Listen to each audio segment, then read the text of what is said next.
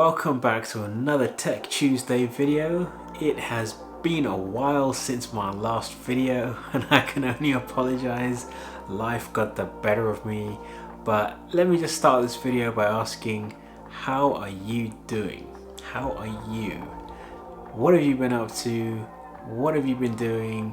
What new tech have you discovered? Yeah, just let me know in the comments down below because I love having a conversation with you about stuff. Anything tech related, I am always up for that.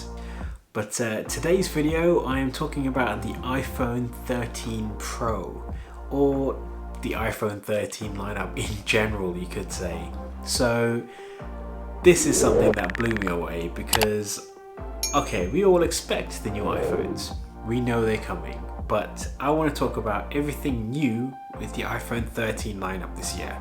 So first of all, let's just get it out the way. The design has not changed. It is exactly the same as the 12 lineup. From the mini to the max, all the phones are the same size, but the only thing that has changed is the camera bump, and we'll get into that shortly. Looking at the Pro lineup of the phones, the iPhone 13 Pro and the iPhone 13 Pro Max, Tim Cook says that this is the most pro iPhone that they have made yet. Let's take a look at our most pro iPhone ever. Now, talking about pro, they've got a bigger camera sensor in them, they've got bigger batteries, they've got ProMotion 120Hz displays. So yeah, he's right. They are more pro than they were last year. Now, just talking about the features in general, I want to hear from you. What are your favorite features about the iPhone 13? So this year, unlike the iPhone 12 Pro and the 12 Pro Max last year, the Pro and Pro Max in the 13 lineup share the same camera system this time around. Both devices will come with up to a maximum of a 1 terabyte storage, which is again the first time ever in an iPhone. Not even my MacBook Pro has 1 terabyte of storage in it. So that's just some food for thought. The design of the 13 lineup remains to be pretty much similar to the 12 Pro and the 12 lineup. The only thing that's changed is the camera bumps on the back of the phone are larger. And with the 13 Pro and Pro Max, they are very prominent this year. Last year's blue color in the Pro line of phones has gone. This year they've got a lighter blue, which they are now calling Sierra Blue. Now, I've got my 13 Pro model and I can tell you hands-on, it is heavier than the 12 Pro. In fact, both Pro models this year are heavier than they were last year with the 12 lineup. The 13 Pro this year is 15 grams heavier and the Pro Max is 12 grams heavier. Now, that may be due to the larger battery size in the phones, but I kind of think iPhone users, we're going to be willing to compensate the weight of the phone for a bigger battery because yeah, we've been held back with the bigger batteries compared to Android over the past few years. That is no doubt. I watched the keynote speech this year and I saw the iPhone 13s.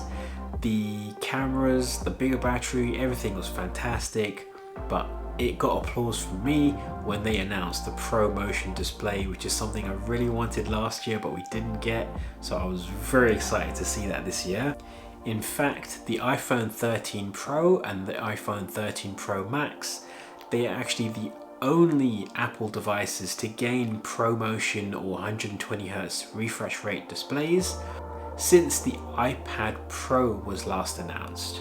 If you weren't already aware of this, the Pro models of the 13 phones, Pro and Pro Max, they now have the ability to take macro photographs and video. This is done by using the ultra-wide cameras and it is very, very good. This is something that's never been done by an iPhone before, and I've done some testing and I'll be doing that in a vlog coming soon. Now, speaking of the cameras, they are significantly larger in size. In fact, these are the largest sensors an iPhone has ever had. Another big win is that all iPhone models in the 13 lineup have in the wide angle camera, the sensor shift technology, which was exclusive last year to the iPhone Pro Max. Another really cool change is that the telephoto lens this year can take up to 3 times optical zoom, whereas in previous years it was limited to 2 or 2.5 times. And yeah, it makes a difference. I'm gonna be quite honest with you guys, I haven't put this phone down in 2 days since I got it. The first day was more setup and transfers. Since I started using it though, I don't think I've put it down. Now, one of the most talked about new features in the iPhone camera system has to be the cinematic mode. What that is, it allows you to rack focus on your subject or a subject behind the subject that you're filming. That allows you to adjust the focus without having to do anything else on the iPhone screen. But the cool thing is you can edit the focus and you can change the subject yourself manually in post after recording. That is fantastic, and you can all be done through the iPhone itself. There's no additional software needed. It gives a nice background blur, a nice bokeh effect, and I think the pro users out there who are really going to appreciate these features, they're really going to love it. One thing I want to point out is that with the cinematic mode, be aware it's limited to 1080p. It does not record in 4K. Hopefully a future iteration of the cinematic mode will be able to film in 4K, but for now, yes, it is limited to 1080p. The last thing I want to touch upon is ProRes. Now, this is another thing for someone like me who films and edits and color grades my videos.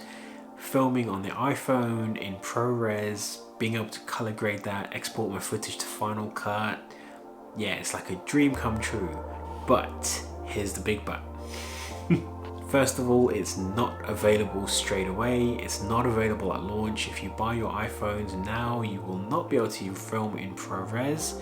It is coming later this year. And for those of you who haven't bought your device yet, if you are thinking about it and you're doing it for the ProRes, be aware that if you buy the 128GB storage option of the phone, it will not film in 4K ProRes. Again, you'll be limited to 1080p. And if you do want to film ProRes 4K, you need to buy at least the 256GB model of the phone. And of course, the price goes up with each tier of the storage option where you go one above. What are your thoughts on the iPhone 13, iPhone 13 mini, iPhone 13 Pro, iPhone 13 Pro Max? There's 4 phones in the lineup. I personally did get the iPhone 13 Pro. I cannot wait to show you guys what I'm doing with it. And yeah, so all I can say is stay tuned to the vlogs. There's a lot more tech being incorporated into there too. Basically giving you guys what you want, because I can see that you love the tech videos. So yeah, more tech. Tech is coming your way. So yes, thank you very much for watching. I hope you enjoyed the video. If you're new here, don't forget to subscribe. Regardless, hit the thumbs up, like the video, leave me a comment down below. I hope to see you guys in the next one. There's a lot more Tech Tuesday videos coming. Please don't miss out. There's a lot of good stuff coming. Peace. I'll see you in the next one.